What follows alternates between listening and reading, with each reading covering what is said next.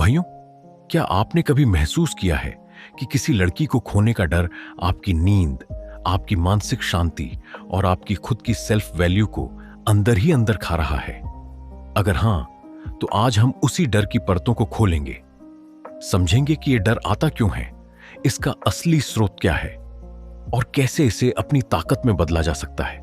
तो आज सिर्फ दिल नहीं खोलना है, दिमाग को भी जगा कर रखना है। शुरुआत में एक लड़की आपको इतना प्यार, अटेंशन और इमोशनल केयर देती है कि लगता है बस यही मेरी जिंदगी है। हर टेक्स्ट पर दिल तेज धड़कता है, हर कॉल एक नई उम्मीद लाता है। लेकिन फिर अचानक रिप्लाई आना धीमा हो जाता है, बातें बदलने लगती हैं और वहीं से शुरू होता है एक मनोवैज्ञानिक संक्रमण। क्या वो मुझे छोड़ देगी?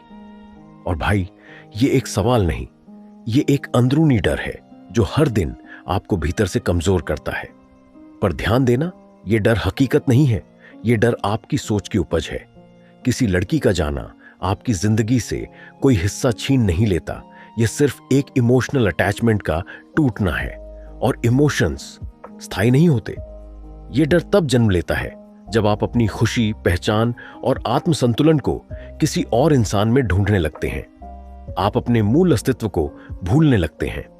आपकी मैस्कुलिन एनर्जी जो आपको ग्राउंडेड रखती है, क्लैरिटी देती है, वो धीमे धीमे धुंधली पड़ने लगती है। क्यों? क्योंकि आपने अपने पर्पस, अपने गोल्स, अपने विजन और अपने ब्रदर्स को पीछे छोड़ दिया। डीप साइकोलॉजी कहती है, जहां भी आपकी पूरी खुशी किसी और के कंट्रोल में हो, वहां डर हमेशा रहेगा, क्योंकि आपने अपनी पावर किसी और के हाथ में दे दी है। और सुनो, लड़कियां आपकी इनसिक्योरिटी को महसूस कर लेती हैं बिना कुछ कहे। बार बार कॉल्स, जरूरत से ज्यादा अटेंशन, तू मुझे छोड़ तो नहीं देगी? ये सब उनके मन में सवाल उठाते हैं, क्या ये आदमी इमोशनली स्टेबल है? याद रखना भाई, जो इंसान अपनी जिंदगी खुद लीड नहीं कर सकता, वो किसी और की लाइफ में लायक पार्टनर नहीं बन सकता। रिस्पेक्ट और लव डर से नहीं आते, वो आपकी इनर स्ट्रेंथ से आते हैं। अब बात करते हैं उस माइंडसेट की जो इस डर को जड़ से खत्म कर सकता है। 1. Abundance mindset. मान लो एक लड़की चली गई तो दूसरी आएगी, और अगर कोई न भी आए तब भी तुम अधूरे नहीं हो। तुम्हारी वैल्यू किसी के आने या जाने से तय नहीं होती। 2. पर्पस पर वापस जाओ, अपने पथ पर लौटो, जिम जाओ, स्किल्स सीखो, बिजनेस बनाओ, क्रिएट करो, जियो। जब तुम्हारा पर्पस साफ और मजबूत होता है तो लड़कियां खुद अट्रैक्ट होती हैं, क्योंकि वो देखती हैं कि ये बंदा खुद को लेकर क्लियर है। डेवलप करो, ज्यादा उम्मीदें मत रखो, अकेले रहना सीखो, क्योंकि जो अकेले खुश रह सकता है वो किसी और को भी सच्ची खुशी दे सकता है।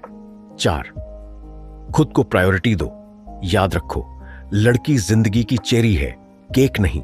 तुम्हारी जिंदगी का मेन कोर्स तुम हो।